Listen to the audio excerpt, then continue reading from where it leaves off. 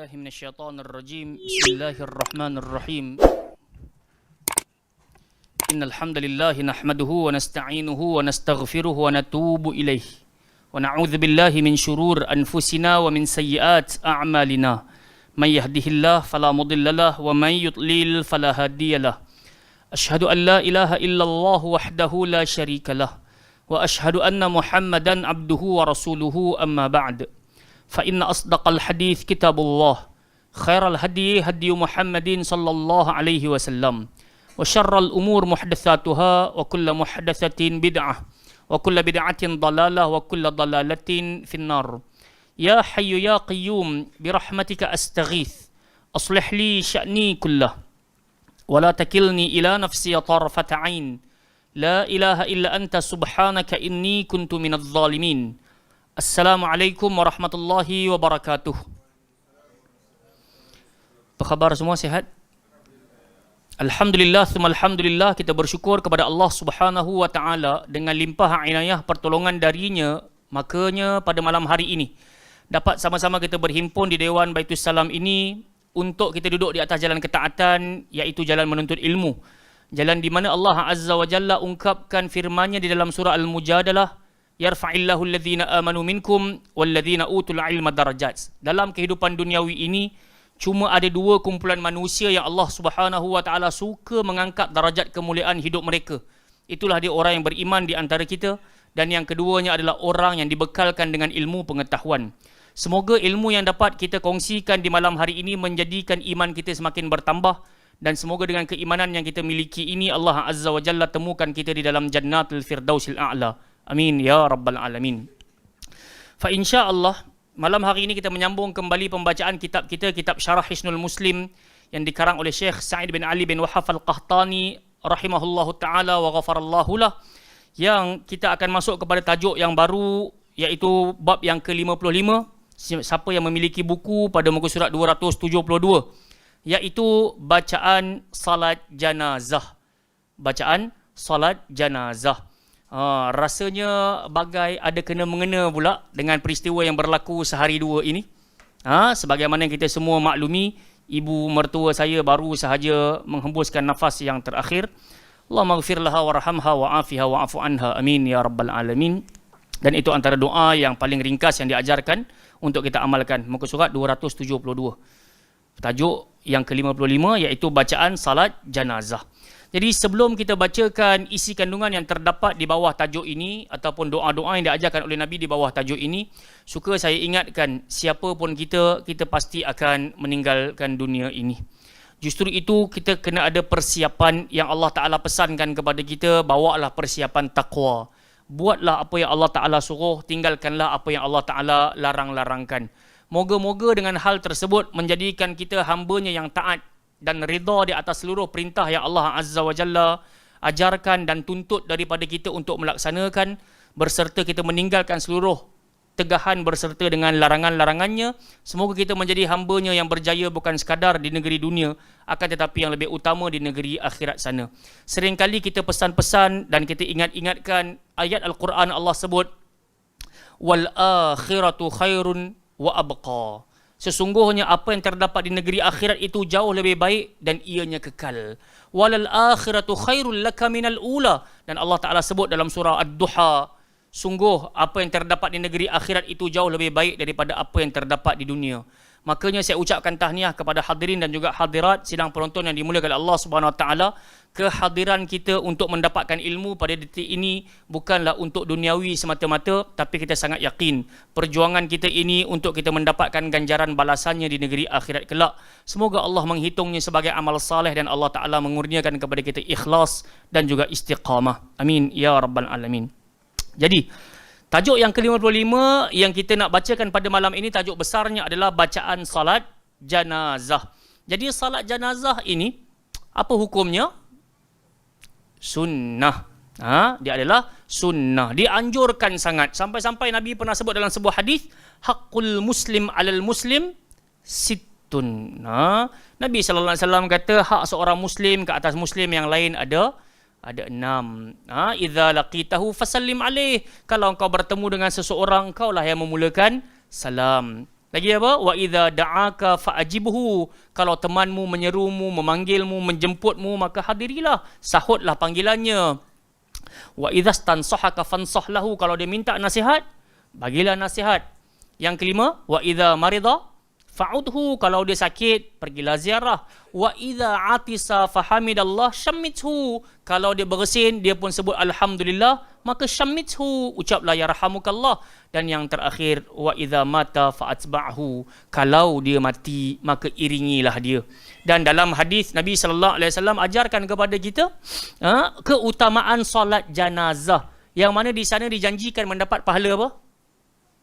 Satu qirat. Dan para sahabat menterjemahkan satu qirat itu sebesar gunung Uhud. Mereka bertanya kepada Nabi sallallahu alaihi wasallam bagaimana dengan qirat, maka Nabi pun berkata pahalanya sebesar bukit Uhud. Jadi sangat merugilah jika kita tidak mendirikan salat sunat janazah ini.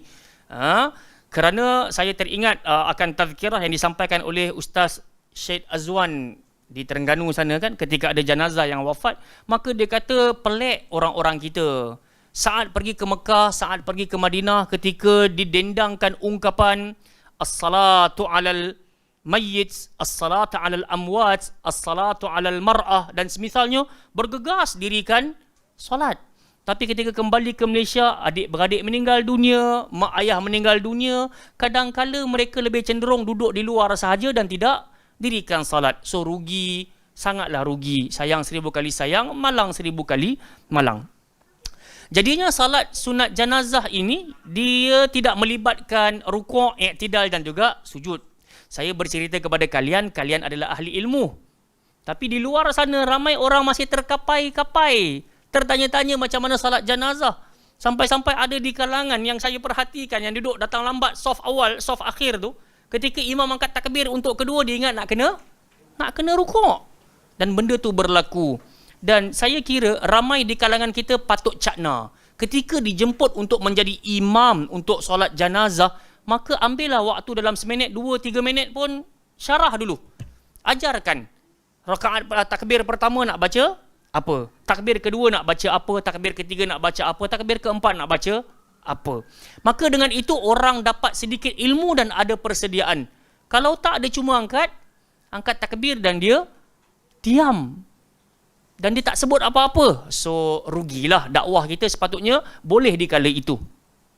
Dan saya kiranya kalau kita baca kitab Riyadhus Salihin, karangan Al-Imam An-Nawawi rahmatullahi alaih, yang wafat pada tahun 676 Hijrah, kita boleh dapati di antara sunnah yang disebutkan oleh beliau yang Nabi laksanakan, Nabi ajar ketika angkat takbir pertama, Nabi terus sebut apa?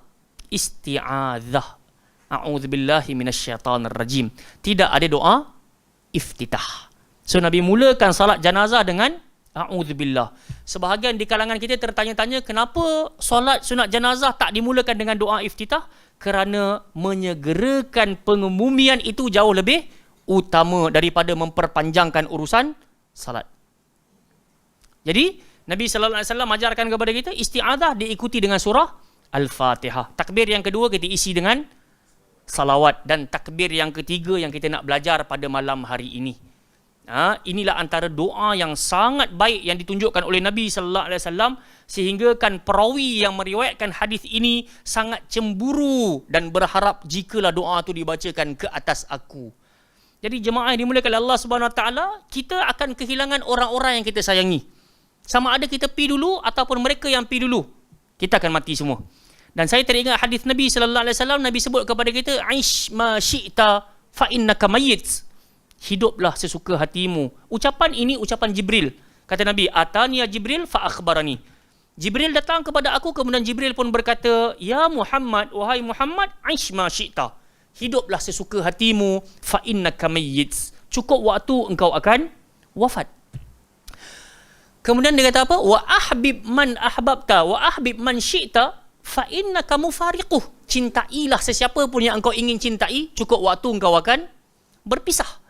Wa'mal ma syi'ta, buatlah apa pun yang kau nak buat wahai Muhammad, fa innaka majziyun an. Buatlah, fa innaka majziyun bih. Engkau akan dipertanggungjawabkan atas benda-benda yang kau buat. Benda baik pun akan dapat perhitungan, benda jahat yang kau buat pun akan dapat perhitungan. Kemudian Nabi SAW pun, Jibril pun sebut kepada kita melalui hadis Nabi itu, Nabi kata, wa syaraful mu'min fa inna syarafal mu'min, sesungguhnya kemuliaan seorang mukmin tergantung pada qiyamuhu bil lail. Dia menjaga qiyamul lail wastighna'uhu 'anin nas, dan dia tidak bergantung harap kepada siapa? Manusia. Jadi kalau kita nak diri kita diangkat-angkat kemuliaannya time hidup, ni bukan cerita time mati, time hidup ni, cubalah berdoa kepada Allah sedaya upaya, minta dikurniakan sekeping hati, dapat jaga qiyamul lail walaupun 2 rakaat, diikuti 1 rakaat witir. Kemudian cubalah untuk tidak bergantung harap kepada manusia. Dengan itu kita akan diangkat-angkat kemuliaan dan darajat diri kita. Tapi ramai di kalangan ustaz-ustaz sekalipun, penuntut-penuntut ilmu sekalipun, sama ada di atas jalan salaf ataupun tidak, ahli ahwa ataupun ahli bid'ah ataupun yang duduk di atas jalan sunnah, kadang-kala mereka menampakkan kebergantungan kepada manusia semata-mata. Kita boleh lihat, macam tadi pun ada satu teman yang saya bercerita sebelum datang kemari, kita boleh nampak fenomena apa? Orang suka buat video, kemudian dia punya background music tu dia letak lagu apa? Dengarkanlah di sepanjang malam aku berdoa. Baik. Lagu satu part, video satu part. Okey, yang ni kita nak combine. Kenapa kita kalau boleh jangan buat video macam tu, dan kenapa tak payah pun nak letak lagu tu? Satunya, muzik memanglah jumhur haram. So, itu yang pertama. Dan yang kedua, ramai di kalangan para peniaga ke orang-orang yang berbisnes dan semisalnya, dia contohlah baru lepas PKP hari tu, maka dia pun sewa tapak dekat bazar ke pasar malam ke, tiba-tiba orang tak start membeli. Apa yang dia buat? Maka dia pun buat video, tak ada orang mai. Dan dia pun letak, tengok kami terpaksa keluar modal yang besar. Dia buat tulisan kat situ. Tapi tak ada orang datang. Nak dapat untung RM10 sehari pun susah. Kemudian dia letak lagu, dengarkanlah. Sedengar ke tak dengar? Tak tahu lah kan. So apa yang berlaku ketika dia buat video macam tu, hari esoknya apa yang jadi? Berduyun-duyun orang sampai. Orang pun kata kami dah support kedai viral, kedai kopi ni, kedai teh ni, kedai roti ni. Kami dah support. Dek kerana apa? Adanya video tadi. Hatta kita dapat lihat orang-orang yang buat benda tu bersungguh-sungguh sampai dia kata konten ni lah yang mendatangkan rezeki kepada aku. Sedangkan kalau kita baca hadis, Nabi suruh kita minta dekat Allah walaupun garam yang kita nak masak, nak kita gaul tu, kita kena minta dengan Allah Ta'ala. Selipar kita yang talinya terputus pun Nabi suruh minta dengan Allah. Tapi tiba-tiba hari ni orang nampak kehidupan dia sedikit teruji, maka dia pun nak jadi TikTokers, nak jadi YouTubers, nak jadi Insta famous, dan akhirnya dia tinggalkan sunnah-sunnah, minta dekat Allah Subhanahu Wa Taala. Baik. Jadi pada takbir yang ketiga dalam solat janazah, ini doa yang diajar oleh Nabi sallallahu alaihi wasallam yang disampaikan daripada Auf bin Malik Al-Ashja'i radhiyallahu anhu. Siapa dia? Auf bin Malik Al-Ashja'i. So, kalau saya buat sedikit pembacaan sebelum saya hadir kemari, dia ada 2 riwayat. Satu riwayat Nasa'i dan yang kedua riwayat Imam Muslim. Dan yang berada dekat dalam buku kita ni riwayat Imam Muslim. Tapi saya suka nak membacakan kedua-duanya supaya kita dapat manfaat. Dan perawinya, orang yang bercerita kepada kita adalah orang yang sama. Cuma jalan cerita rekod itu diambil daripada 2 jalan, Imam Nasa'i dan juga Imam Muslim. So, saya baca yang riwayat Nasa'i terlebih dahulu. An Auf bin Malik Al-Ashja'i radhiyallahu anhu qala sami'tu Rasulullah sallallahu alaihi wasallam yusalli ala mayyit fasami'tu fi du'aihi wa huwa yaqul Allahumma ighfir lahu warhamhu wa'afihi wa'fu anhu wa akrim nuzulahu wa wassi' mudkhalahu waghsilhu bil ma'i wath thalji wal barad ونقه من الخطايا كما نقيت الثوب الأبيض من الدنس وأبدله دارا خيرا من داره وأهلا خيرا من أهله وزوجا خيرا من زوجه وأدخله الجنة وأعذه من عذاب القبر أو من عذاب النار. Ini yang terdapat dalam riwayat Imam Nasa'i. Dan penceritaan tu ada sedikit berbeza dari sudut muqaddimahnya. Dalam riwayat ini daripada Auf bin Malik radhiyallahu anhu, katanya sami'tu Rasulullah sallallahu alaihi wasallam yusalli al mayyit. Aku pernah mendengar ketika Nabi mendirikan salat janazah, Nabi SAW membaca satu doa. Fasami'tu fi du'aihi, dan aku dengar melalui doa itu baginda SAW bersabda.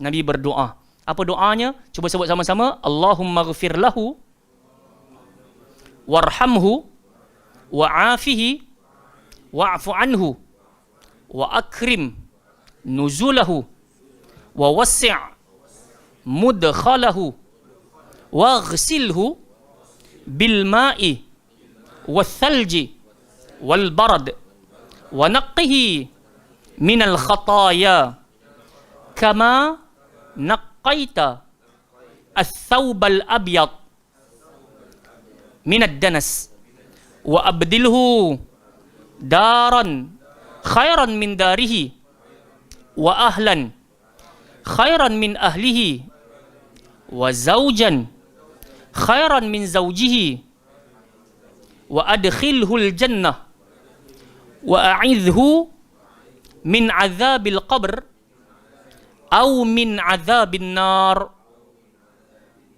Dan saya kira yang berada di hadapan saya ni rata-ratanya telah hafaz dah kot doa ni. Hafaz tak? Yang geleng alhamdulillah, yang angguk ataupun tak statik saja tu dia baina-baina aku hafal ke tak hafal ni. Sangka baik saya hafal lah insya-Allah. Wallahi, kenapa saya sangat berharap semoga kita hafal doa ini? Kerana Auf bin Malik al-Asja'i di pengakhir hadis ni, kalau dalam riwayat Muslim, dia sebut apa? Hatta tamannaitu an akuna dzalikal mayyit. Aku sangat berharap kalau akulah menjadi si mati itu. Sebab apa? Sebab Nabi SAW doa dengan doa yang sungguh-sungguh. Jadi once kita dirikan salat sunat janazah, sebenarnya kita sedang mempersembahkan penghargaan terakhir. Dan kita sangat berharap penghargaan tersebut sampai kepada si mati, dan jalan nak sampai kepada si mati mesti dengan dua hal.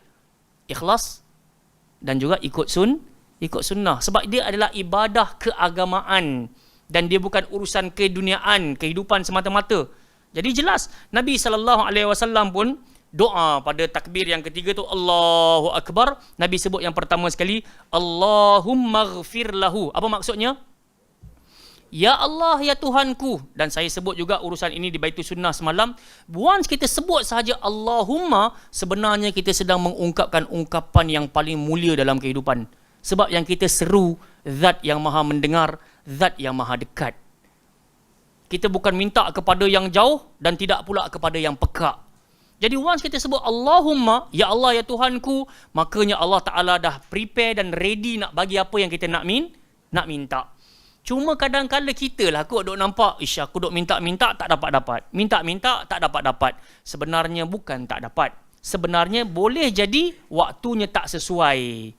Boleh jadi Allah akan bagi nanti.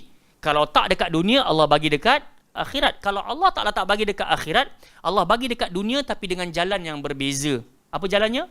Allah selamatkan daripada musibah ataupun kemalangan semisal dengan apa yang kita duk minta-minta. So itu yang pertama. Sebab tu jangan meremehkan perkataan Allahumma. Tapi once kita dah sebut Allahumma, jangan berhenti kat situ saja. Sebab ianya tak difahami. Dia hanya sebatas ya Allah, ya Tuhanku. Mim dekat belakang yang bertanda sabdu tu adalah pengganti kepada ya munada. Ya an-nida. Dipanggil dalam ilmu nahu, dipanggil ya an-nida, iaitu ya panggilan. Jadi bila ya tu dibuang, kita nak sebut wahai Allah, maka diganti dengan mim yang bertasydid. Maka sebab tu kita pun sebut Allah, Allahumma, yang membawa maksud ya Allah, ya Tuhanku. So start daripada itulah kita minta kepada Allah. Dan kalau kita perasan dengar baik-baik, kebanyakan doa-doa Nabi SAW, kebanyakannya akan dimulai dengan puji dan juga puja. Banyak kalau kita baca doa iftitah kan, kita boleh nampak banyak pujian dulu. Barulah kita minta dekat Allah Subhanahu Wa Taala permintaan kita, faghfirli ma qaddamtu wa ma akhartu wa ma a'lantu wa ma asrartu, anta ilahi la ilaha illa anta. So dah minta, dah puji baru minta. Tapi kalau kita perasan doa ni, Nabi terus kepada apa? Permintaan. Adakah Nabi tak hormat dan tak beradab saat meminta-minta pada Allah? Tak. Jawapannya juga semisal yang kita sebutkan di awal-awal tadi, jenazah perlu disegerakan. So ada beberapa benda yang Nabi sebut kita kena segerakan. Di antaranya mengebumikan jenazah, dan di antaranya jamu tetamu makan, dan seterusnya lah. Taib. Jadi ini permintaan pertama Nabi. Ighfir lahu. Allahumma ighfir lahu. Ya Allah, ya Tuhanku, ampunilah si jenazah ini. Apa maksud ighfir? Apa maksud ampun? Kalau kita tengok dekat sini maksudnya bimahwis sayyi'at wadh-dhunub. Ya Allah, ya Tuhanku, hapuskanlah kesalahan-kesalahan dan dosa-dosanya. Itu yang termaktub dalam perkataan Allahumma ighfir lahu. Faham tak? Sebenarnya kita minta kat mak kita, kat ayah kita, Allahumma ighfir lahu warhamhu wa'afi wa'fu anhu. Once kita kata Allahumma ighfir lahu, ya Allah, ampunilah dia, ampuni daripada apa? Bagaimana keadaan ampun tersebut? Bimahyi ataupun bimahwi as-sayyi'at wadh-dhunub. Dengan jalan engkau melicinkan terus, tak ada langsung kesan-kesan kesalahan dan juga dosa-dosa. Ini permintaan besar ni. Dan yang kedua, Nabi suruh kita minta apa? Warhamhu.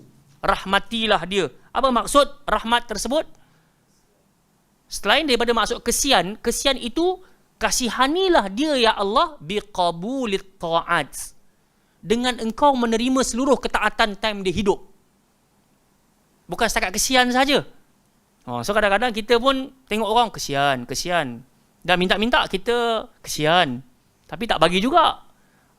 So rahmat kita tu rahmat yang syuur sajalah. Oh, aku kesian dengan engkau. Ada. Tapi kalau betul-betul kita kesian, bang, saya nak beli pampers anak saya. Saya dah 2 hari tak makan, bang. Saya sangat berhajat kepada RM10, bang, kalau dapat beli, bla bla bla bla. So kita dalam hati, aku kesian dan aku pun tolong. Begitu kita harap dekat Allah, warhamhu, rahmatilah dia wahai Allah, dengan jalan engkau terima semua amalan yang pernah dia persembahkan wahai Allah. Sebab kita tak pernah tahu malam ni kehadiran kita pun Allah Ta'ala terima ke tidak kita punya persembahan. So sebab tu kita sangat berharap once kita mati, ada kawanan-kawanan, teman-teman, sahabat-sahabat kita yang berkata kepada Allah, ya Allah, kasihanilah Faiz ini, dia baru mati ya Allah, terimalah amal-amal dia wahai Allah, terimalah ketaatan dia. Itu maksud dia. Contohlah. Sebab kita akan mati, so kita tak risau pun pakai contoh kita mati pun. Sebab once kita akan mati. Kemudian apa maksud wa'afihi?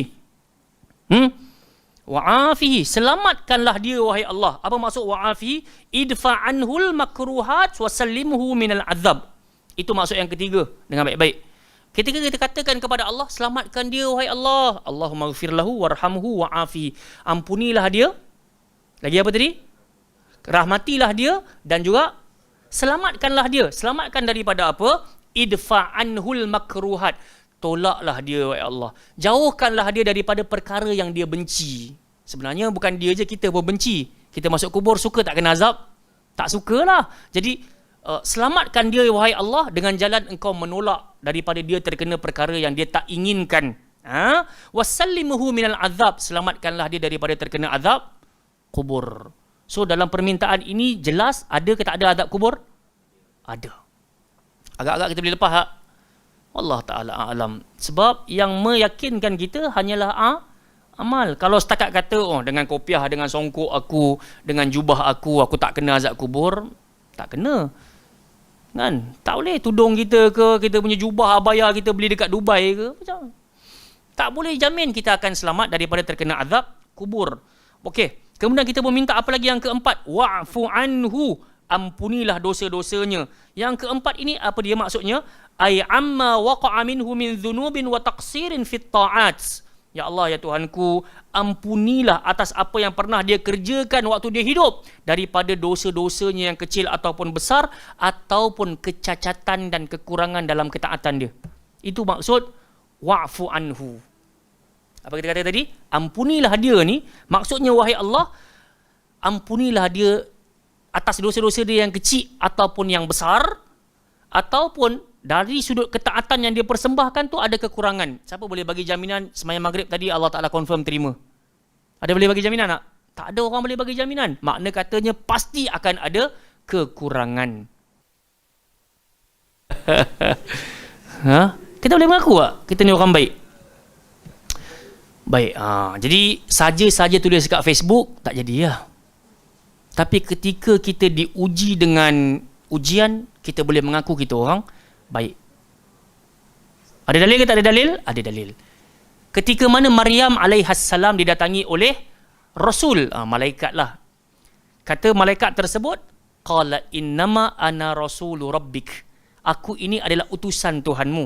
Li ahabalaki ghulaman zakiya. Untuk engkau ni aku nak bagi tahu kau akan dapat ghulam, anak. Kau akan dapat anak. Maka kata Maryam apa? Qalat anna yakunu li ghulam. Macam mana aku boleh dapat anak? Walam yamsasni bashar. Aku tak pernah disentuh oleh mana-mana manusia yang lelaki lah. Walam aku baghiya. Dan aku bukan orang jahat. Aku bukan wanita jalang. Maksudnya, kita boleh mengaku kita baik. Tapi bukan untuk... dia ada isu lah. Kalau orang kata lah kau macam bagus, tunjuk baik kan. Kadang-kadang kawan-kawan kita macam tu kan. So, kita boleh mengaku memang aku baik pun. Sebab ada ujian. Tapi kalau tiba-tiba kan, buat status ambil gambar aku baik. Tak jadi ya. Buat baju aku baik. Saya kadang-kadang terkejut juga. Saya ambil anak saya sekolah. Tiba-tiba ada satu perempuan tu dia pakai baju, tajuk dia lawa. Lawa. Saya tengok, apa yang lawa? Lawa, apa yang lawa kan? Tapi syukurlah dia pakai mask. Kalau dia tak pakai mask, takut jadi macam satu pihak kan. Dia tuduh-tuduh orang tak handsome lah. Muka macam ni lah. Innalillahi. Jangan ikut perangai caci maki orang. Jangan kita ahli sunnah, kita ikut jalan salaf, kita kena ada akhlak. Kan? Kan Nabi kata la tahqiranna minal ma'rufi syai'a wala an talqa akhaka biwajhin talq. Jangan pernah meremehkan kebaikan walaupun hanya bermanis muka di hadapan teman-temanmu. Okey. Jadi kita patah balik ke dalam syarahan wa wasi' mudkhalahu, lapangkanlah tempat masuk dia. Dan maksudnya lapangkanlah kuburnya wahai Allah. Kenapa orang yang kuburnya dilapangkan oleh Allah Taala, wa huwa min na'imil mu'min fil qabri. Dia termasuk di kalangan nikmat-nikmat yang Allah nak bagi kepada orang mukmin dalam kubur. Wa dzalika fil qabr, dan dengan ini menunjukkan dalam kubur imma an yuwassa' au yudayyiq ala sahibi. Boleh jadi memang akan ada orang-orang yang masuk ke dalam kubur, kuburnya dilapangkan, ada orang kuburnya disempitkan. So sebab tu jelasnya dengan baik-baik. Allah kata dalam Quran banyak kali dah, wahadainahun najdain. Kami bagi manusia ni dua pilihan. Kau nak baik dapat baik, kau nak jahat pun silakan. Kau nak duduk atas jalan rahmat silakan, nak duduk atas jalan laknat pun silakan. Kau nak kubur kau luas pun silakan, duduk di atas jalannya. Kau nak kubur kau sempit pun duduklah di atas jalannya, silakan pilih. Jadi jelaslah Nabi kata bila ada al-abdul mu'min, lawan dia mesti ada al-abdul fajir. Hamba-hamba jahat. Kita tak nak jadi orang jahat, nak jadi orang baik. So, dengan jalan kita mati sebagai orang baik, kita harap ada teman-teman kita yang mengaji sunnah ataupun orang-orang yang belajar tentang doa ini, maka dia pun berdoa kepada Allah, wa wasi' mudkhalah. Ya Allah, lapangkanlah tempat masuk dia, iaitu kubur. Kemudian apa lagi Nabi minta? Wa ghsilhu bil ma'i wath thalji wal barad. Okey. Ya Allah, ya Tuhanku, mandikanlah dia dengan apa? Air salji dan juga air sejuk. Okey. So kalau kita tahu salji ni sejuk ke tak sejuk, kiranya salji tak ada dah yang panas. Sebab kalau dia ada dekat waktu yang cuacanya sedikit panas pun dia akan mencair. Tapi kenapa Allah Taala sebut al-thalj, kemudian Nabi sebut al-thalj, kemudian disebut al-barad? Sebab sifat air, ya, yang pertama al-ma' tu, air ada yang sejuk, ada yang panas. Tapi yang kedua Nabi kata salji. Bila salji confirm sejuk. Kenapa ditambah juga dengan al-barad? Sebab dia ada perbezaan di antara salji dengan barad. Jom. Ketika saya buat sedikit pembacaan, maka kita jumpalah. Ni bukan research, dia search. Dah ada kena-mengena juga. Kan? Ada orang dia berbangga dengan dia punya tema research dia. Kita biasa-biasa je lah. InsyaAllah kita buat search lah. Buat pembacaan je. Supaya kita boleh copy paste kita nak jadi muqallid sangat kan, copy paste. Lepas tu tak boleh bagi keputusan. Kemudian apa nak jadi? Biarkan orang terkapai-kapai dan orang saling tuduh menuduh. Sebab tu kita kata dengar baik-baik. Ni saya nak keluar topik. Ummu Salamah radhiyallahu anha kata di antara kebiasaan Nabi doa ketika Nabi keluar rumah. Apa Nabi buat first? Apa Nabi buat? Nabi tengok langit. Nabi tengok ke langit. Kemudian apa Nabi buat? Nabi sebut apa? Allahumma inni a'udzubika an adilla au udal. Ya Allah, ya Tuhanku, aku berlindung dengan Engkau jangan sampai aku sesatkan orang, jangan sampai aku disesatkan. Au azilla au uzal. Jangan sampai aku tergelincir ataupun aku ditergelincirkan oleh orang. Jangan sampai aku menggelincirkan orang. Faham tak? Kawan tu dah elok dah nak pergi mengaji, Kita pula kata, jomlah pergi buat benda lain, tak payah pergi ngaji Ustaz Faiz bukan best mana pun. Contoh gitu kan. Ataupun ustaz-ustaz yang lain kan, tak kisahlah. So dia buat macam tu. So, jangan sampai kita menjadi point orang lari daripada ketaatan. Dan yang ketiga, au azlima au uzlama alai. Jangan sampai aku ni menzalimi orang ataupun aku dizalimi. Dan yang keempat, jangan sampai aku memperbodohkan orang dan jangan sampai aku diperbodohkan oleh orang. Jadi doa ni sebenarnya penting. Di balik ataupun di sebalik, kalau kita keluar rumah, Nabi suruh kita baca apa? Bismillahi tawakkaltu ala Allah wala haula wala quwata illa billahil aliyil azim. Apa yang berlaku kalau kita sebut macam tu? Faqala syaitan li syaitanin akhar. Berkatalah setan kepada setan yang lain.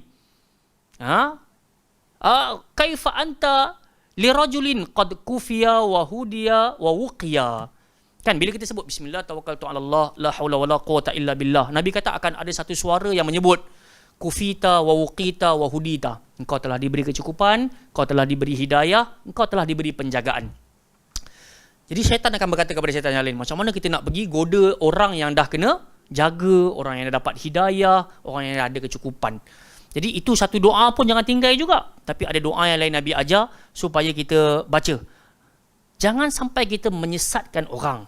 Jangan sampai kita memperbodohkan orang. Kadang-kadang poin-poin macam tu, contohnya diletak kat dalam tu kan. Kemudian dia kata, buatlah kajian sendiri. So, kalau macam tu, tak payah copy paste. Nak bagi orang bergaduh, nak buat apa? Nampak tak? So ini, dia kena beramal lah dengan hadis ni. Dan kita pun kena jugalah, bukan dia seorang. Kita semua. Sebab tu, nikmat berjalan di atas dalil dan petunjuk. Bila kita nak buat sesuatu, kita rasa, alhamdulillah, Allah bantu. Bukankah Nabi pernah katakan, benda yang paling Allah Ta'ala cinta adalah jika hamba melakukan perkara yang ifturida alaih, yang telah diwajibkan ke atas dia. Kemudian Allah cinta kepada orang yang menjaga an-nawafil, solat-solat sunat. Dan bila Allah cinta kepada hamba tersebut, apa Allah buat? Allah kata, akulah pandangannya, akulah pendengarannya, dan akulah kakinya. Maksudnya Allah yang akan bagi hidayah, mata kita tengok yang baik-baik, telinga kita nak dengar yang baik-baik, kaki kita nak melangkah ke tempat yang baik-baik. Dan benda tu bila boleh berlaku? Bila kita bersungguh-sungguh dalam berdoa pada Allah Subhanahu Wa Taala. Jadi kalau doa pun main-main, ya Allah, kan Nabi kata, la tad'u. Jangan ada di kalangan kalian yang berdoa macam ni. Allahumma ghfirli in syi'ta, Allahumma arhamni in syi'ta. Ya Allah, maafkanlah aku kalau kau nak, kalau kau tak nak aku nak buat apa? Boleh doa macam tu? Tak boleh. Ya Allah, kasihanilah aku kalau kau nak, kalau kau tak nak, yalah, tak nak lah. Tak boleh. Sebab tu Nabi kata, Udu Allah wa antum muqinuna bil ijabah. Kau kena berdoa pada Allah dan kau yakin doa kau didengar. Sebab tu kita baca doa ni, kita sayang mak ayah kita sayang family kita. Baca sungguh-sungguh. Bukan hanya sebatas Allah maghfirlahu warhamhu wa'afi wa'fanhu. Dah. Tak rasa. Sebab kita pun sebenarnya sangat berharap kalau kita mati, anak kita baca dengan penuh pengharapan. Tapi ada orang dia kata, aku dah upah ustaz tu baca 500 aku bagi kat dia. Nasi lemak tu, mahal tu, beli kat Jalan Ipoh. So dia bajet yang itu je. Sedangkan dia sendiri tak doa, tak jadi lagu tu. Baik, kita tak kata kita bagus, kita baik. Cuma nak nampakkan, kita kena walk the talk. Cakap serupa bikin. Kan? Sebab ada orang dia kata, nampak bersemangat, bagi tazkirah apa semua. Tak. Demi Allah dan Rasul, saya tak get ready pun. Saya sampai saja dekat tanah, sampai kat rumah jenazah tu, tiba-tiba ada adik-beradik, isteri tu dia kata, tolong bagi tazkirah. Saya pun macam, biar betul kan. Sampai kat tanah perkuburan, saya ingatkan, yelah, biasanya orang kampung ni dia ada dia punya set-set geng-geng dia tu. Ada tikar semua je, kita pun dah tak kot. Tadi dia macam cakap-cakap je kot. Tapi bila dah siap korek apa semua, dah siap kambus apa, saya nampak kepala dia macam tu, macam cari-cari. So saya pun berdekat, mulalah dia kata. So kita pun bagi. Jadi yang kita cakap tu demi Allah dan Rasul tanpa persediaan yang rapi. Cuma saya teringat ketika saya bermajlis dengan Abu Muaz, dengan siapa yang meninggal? Kakak abang kepada ayah kepada kawan kita, sahabat kita Islam kan. So kita nampak ada teman-teman yang bagi ingat, ustaz, ada orang tegur, ada orang duduk dekat atas kuburan. So boleh ke tak boleh, ada larangan ke tak ada larangan, kalau ada tolong bagi peringatan. Jadi sebenarnya peringatan tu sebenarnya suara je yang agak keras. Sebab ramai, kita tak boleh cakap pelan-pelan. Kalau kita cakap tak dengar.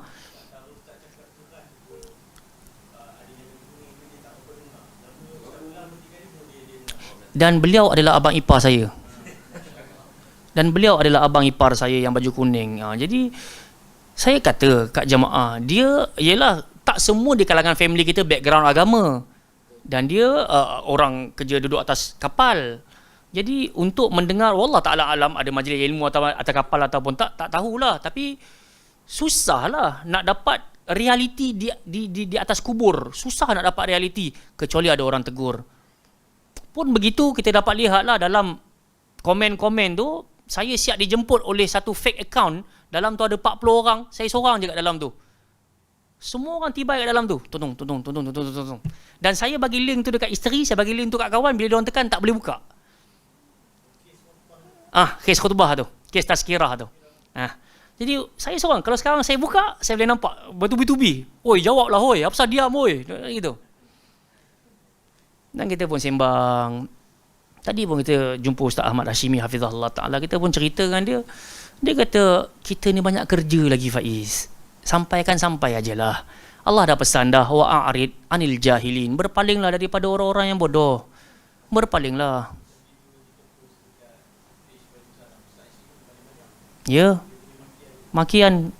Dan itulah yang juga saya bertemu dengan beberapa kawan-kawan, dia berkata, Ustaz, tak rasa hati ke Ustaz? Orang duk cakap Wahabi, orang duk cakap benda ni memecah belahkan umat, kesian dekat si mati tak dapat soalan apa benda semua kan. Saya kata, kalau saya tenang, fitrah saya tak sihat. Kalau orang maki, saya sakit hati, fitrah saya sihat. Tapi Quran ajar, kalau engkau sakit hati, engkau nak buat macam mana? Ini yang sebenarnya kita kena selalu duduk dengan Quran. Allah kata dalam surah Al-Hijr, walaqad na'lam annaka yadiqu sadruka bima yaqulun. Sebenarnya wahai Muhammad, kami tahu hati engkau sangat terasa ketika mereka ucapkan benda yang tak enak didengar. Hati engkau terasa, kami tahu. Cuma macam mana solusi dia? Allah kata, fasabbih bihamdi rabbika wa kum minas sajidin. Kau kena banyakkan bertasbih dan ambillah wudu, solat 2 rakaat, sujudlah, ceritalah masalah engkau dalam solat. Kemudian Allah suruh buat benda tu sampai bila? Sampai mati. Wa'bud rabbaka hatta ya'tiyakal yaqin. Sembahlah, berbuatlah demikian sampai datang kepadamu keyakinan, kematian. Okey, jelas tak? Jadi gitulah. So stand saya, kalau ada orang maki, kita teras hati. Buat cool lah kan. Tak adalah rasa apa-apa sangat pun. Sebab kita yakin ramai lagi Ustaz Ahmad Hashimi ke ustaz-ustaz lain lagi teruk kena kan.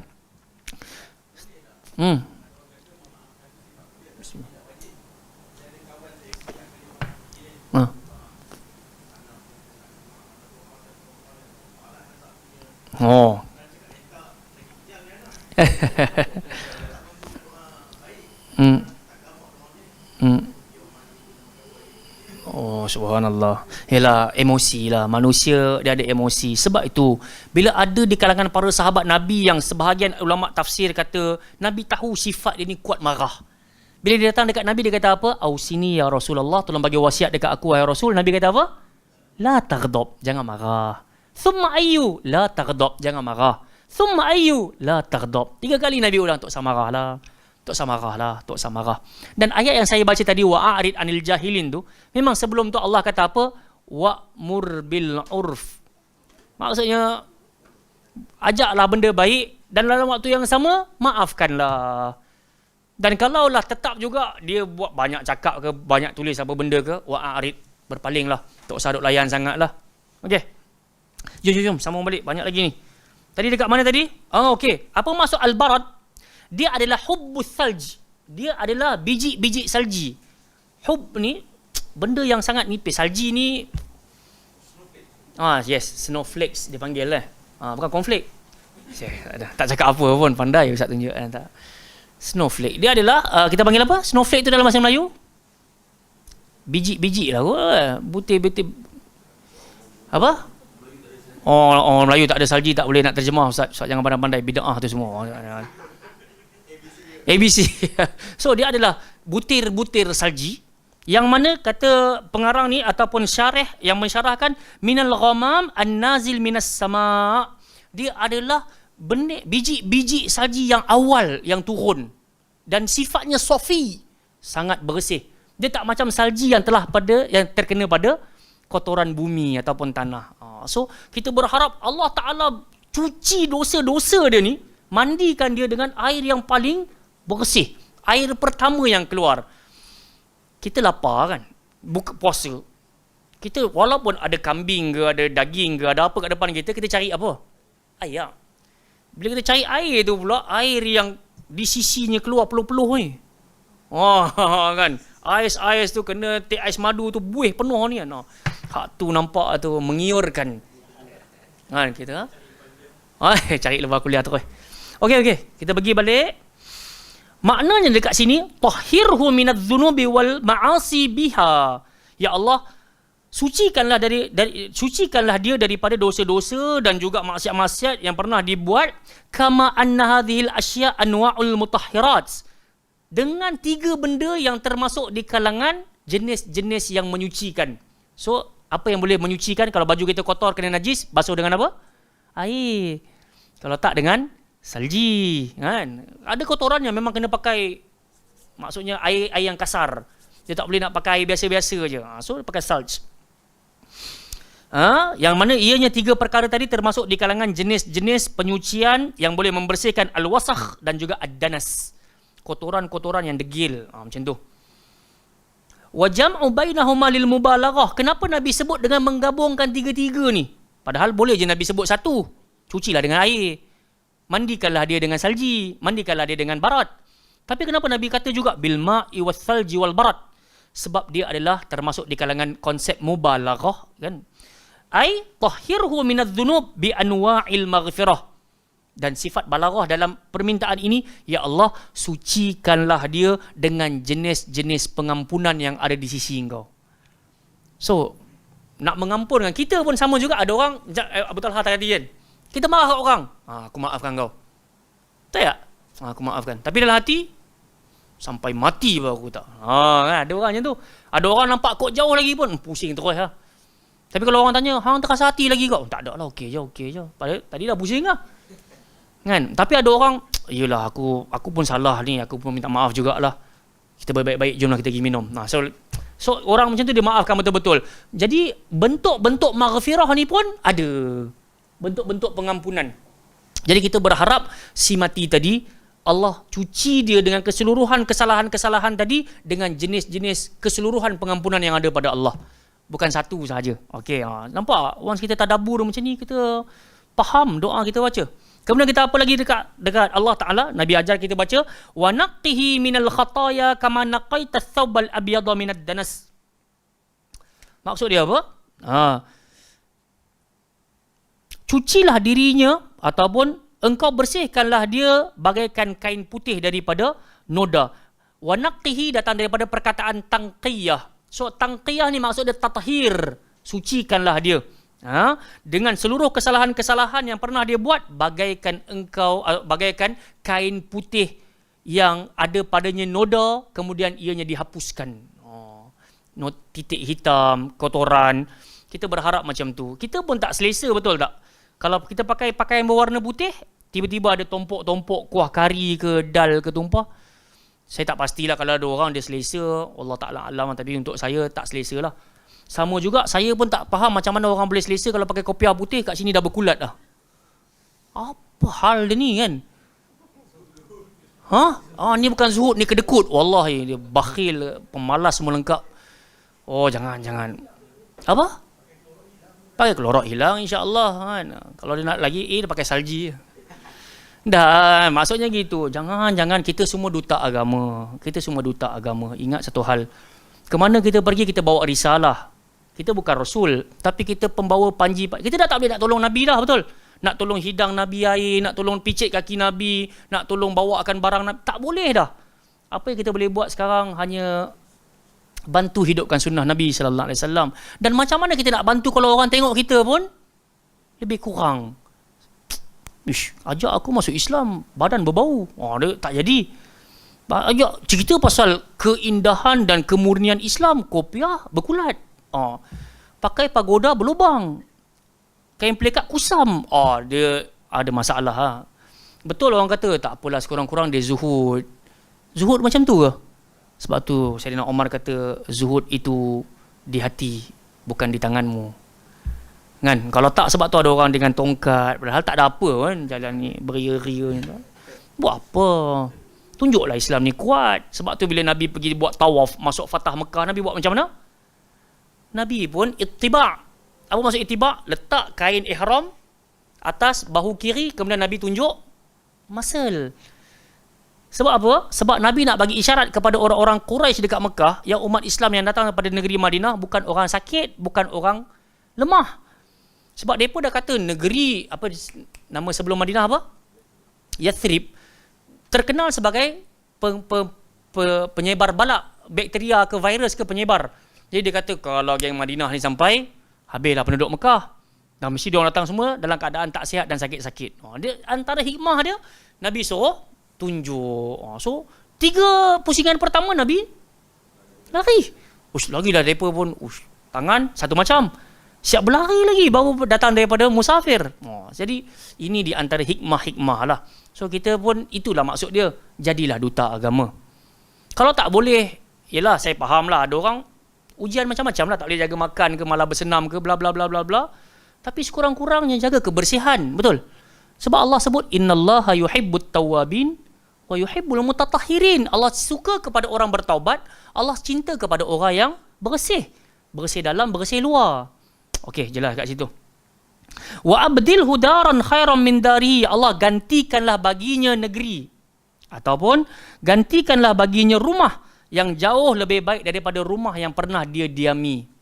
Yalah, kalau rumah kita flat, rumah kita setinggan, rumah kita kecil, bla bla bla, kita senantiasa berharap, sebab dunia ni tempat apa kita panggil, berpenat-penat. Akhirat tempat berehat. So kita berharaplah tempat rehat kita tu Allah sediakan rumah yang serba-serbi lengkap dan juga mempersonakan. Wa ahlan khairan min ahlihi. Ya Allah, gantikanlah baginya keluarga jauh lebih baik daripada keluarga yang ada sekarang. Kan, maksudnya kalau mereka ni nanti masuk dekat dalam syurga pun mereka dapat kebaikan yang sama. Bukan statik kat situ je. Okey. Kemudian wa zaujan khairan min zaujihi. Berilah ganti isteri yang lebih baik daripada isterinya. Ni tak boleh syarah panjang-panjang ke macam mana? Boleh kot kan? Syarah panjang. Subhanallah. Baik. Zauj. Dia boleh dengan zaujah, dia boleh dengan zauj. Tapi ada sebahagian, saya pernah ditegur ketika saya baca doa kepada seorang jenazah wanita. Saya baca Allahumma abdilha daran khairan min dariha wa ahlan khairan min ahliha wa zaujan khairan min zaujiha. Tiba-tiba ada orang tegur. Dia kata tak boleh.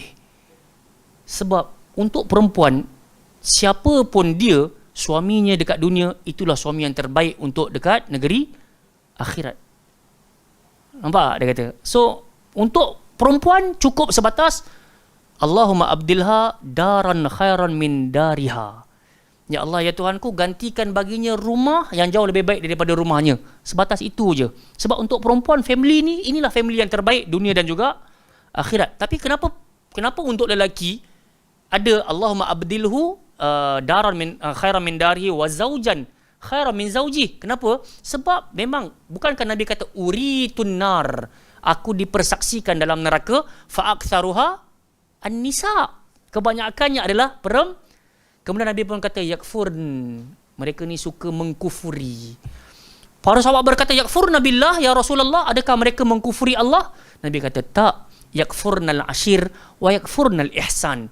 Mereka senang menderhakai pasangan, mereka senang menderhakai kebaikan. Sampai-sampai Nabi kata apa? Kalaulah kita pernah persembahkan seluruh kehidupan kita dengan kebaikan, tiba-tiba ada satu sahaja kesalahan, maka tergamak wanita tadi berkata, aku tak pernah merasai bahagia walau sesaat hidup denganmu. Maka dengan itu dia dimasukkan ke dalam neraka Allah Ta'ala. Dan bukankah ketika ada hadis Nabi kata, kalau suami berkeinginan, syahwatnya naik nak bersama dengan pasangan, dipanggil isterinya tapi ianya menolak ataupun dia berpaling, maka apa yang berlaku kepada wanita tadi? Laknat menimpanya sampai waktu subuh, dan berkata si bidadari di dalam syurga, celaka engkau wahai perempuan, sungguh sebentar lagi kamilah yang akan melayaninya di dalam syurga kelak. Jadi kerana itu tak dianjurkan kalau seorang wanita mati untuk kita baca Allahumma abdilha zaujan khairan min zaujiha. Ya Allah, gantikan suami yang lebih baik daripada suami dia. Tak baca macam tu. So berhenti setakat Allahumma abdilha daran khairan min dariha. Ini sajalah yang nak kena cakna. Tapi kalau orang tak tahu dia baca juga, fadhal mashkura. Sekurang-kurang dia cuba menghidupkan sunnah membaca doa ini. Kemudian apa lagi? Wa adkhilhul jannah. Masukkanlah dia ke dalam syurga engkau wahai Allah. Wa a'idzuhu min azabil qabri aw min azabin nar. Jauhkanlah dia daripada azab kubur dan jauhkanlah dia daripada azab neraka. Peliharalah dia daripada terkena azab kubur dan azab neraka. Jadi bila tadi kita sebut nama Auf bin Malik Al-Ashja'i, dia dengar Nabi baca doa ni bersungguh-sungguh, maka dia kata apa? Hatta tamannaitu an akuna dzalikal mayyit.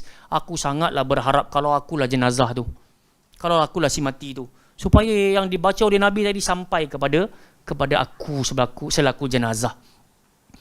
Jemaah yang dimuliakan oleh Allah Ta'ala, sidang penonton yang dimuliakan, yang dihormati, yang disayangi, kita berharap orang berbuat pada kita penuh kebaikan. Sebenarnya dalam kehidupan ni kita kena give and take. Kita kena bagi, kita berharap penerimaan. Jadi macam itulah, kita pun berharap kita dapat yang terbaik, so kita kena bagi yang terbaik. Cuba sedaya upaya untuk buat kebaikan semaksimal yang mungkin. Sebenarnya dia tak payah banyak. Yang penting dianya tulus, ikhlas dan menepati sunnah, Quran dan juga sunnah. Itu jauh lebih baik daripada banyak beramal tapi jauh daripada jalan sunnah dan kita syok sendiri. Hak tu bahaya sangatlah. Baik, saya kira cukup setakat itu untuk tazkirah pada malam hari ini. Silakan.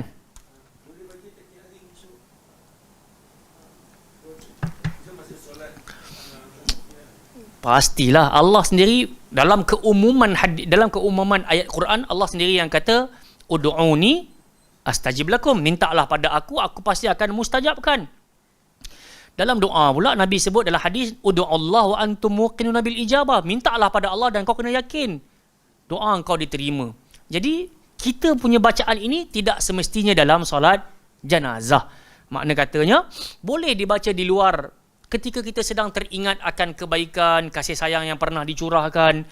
Kita pun sebut Allahumma ghafir lahu, Allahumma ghafir laha, warhamha wa'afiha wa'fu anha. So kita boleh terus sambung. Sebab kalau kita baca setakat wa'afiha wa'fu anha pun maksudnya sempurna. Tapi kalau saya baca tadilah, search lagi lah. Kan? Once kita baca macam ni, dia membawa kepada kesempurnaan doa. Maka dia jauh lebih baik daripada setakat Allahumma ghafir laha warhamha wa'afiha wa'fu anha. Pun dah baik. Tapi once kita sambung wa akrim nuzulaha wa wasi' mudkhalha wa ghasilha bil ma' wathal wazbar, sampai habis, itu menampakkan kesempurnaan kita dalam beramal dengan doa yang diajarkan oleh siapa? Nabi sallallahu alaihi wasallam. Sebenarnya poin utama dia azab kubur ada. Dan yang kedua, sahabat sendiri datang semayang jenazah. Dan yang ketiganya, permohonan supaya kita beramal dengan ilmu yang kita dapat. Semoga kita dapat beramal sama-sama insya-Allah. Istighfar? Ya, betul? Kenapa? Itu yang masuk Allahumma ghafir lahu. Sebab tu kita kata istighfar ni maksud dia apa bun? Minta keampunan. Dia datang daripada perkataan ghafara kan. So is dekat depan tu bermakna talab, minta. So kita pun minta ampun, jalannya macam mana? Ini jalan dia. Allahumma ghafir lahu, Allahumma ghafir laha. Allahumma ghafir lahum, Allahumma ghafir lahuma. Kalau dua, lahuma. Kalau ramai, lahum. So anak soleh kita doa kat mak ayah kita macam itulah. Sama ada kita nak doa terus, kita panggil apa? Combine, Allahumma ghafir lahuma warhamhuma wa'afihima wa'fu anhuma, boleh. Ataupun kita nak buat khusus, Allahumma ghafir lahu untuk ayah, Allahumma ghafir laha untuk mak. Silakan. Dia termasuk dalam keumuman. Okey, wallahu taala a'lam. Cuma jangan buat benda pelik-pelik lah, minta ampun tapi berjoget, melompat-lompat kan. Macam mana kan? Kita sendiri pun orang kalau minta kat kita bantuan tapi datang dengan keadaan tak beradab, melompat-lompat, headbanging, kepala kat bawah, kaki kat atas, RM10, RM10, nak bagi tak? Benda kita mengarut tak? Bagi juga? Oh, Masya Allah. Apa muas lah. Bagi penumbuk terus. Baik, narakum biiznillah, yang baik pasti datang pada Allah, yang lemah datang daripada diri saya dalam menyampaikan. InsyaAllah, sekejap lagi saya akan menuju ke Dungun balik. Itulah, orang tanya, tak penat ke Ustaz? Demi Allah dan Rasul, penat. Tapi, kita dapat menikmati hari-hari kita berletih dalam gym. Ini betul, tak tipu wallahi. Jagalah, mana yang boleh jagalah, ambil lah mana yang dapat manfaat. So stamina ada. Tadi pun sampai dapat tidur pun dalam 1 jam, tapi 1 jam yang berkualiti, alhamdulillah. Tutup semua langsir gelap gelita, buka aircon hak paling sejuk sekali. Enak lah. Buka mata. Cuaca pun panas. Habis mandi tutup aircon berpeluh balik. Subhanallah. Pujian kan. Baik, subhanakallahumma wa bihamdika asyhadu an la ilaha illa anta astaghfiruka wa atubu ilaik. Wa sallallahu ala nabiyyina Muhammad ala alihi wasallam wa baraka wasallam. Assalamualaikum warahmatullahi wabarakatuh.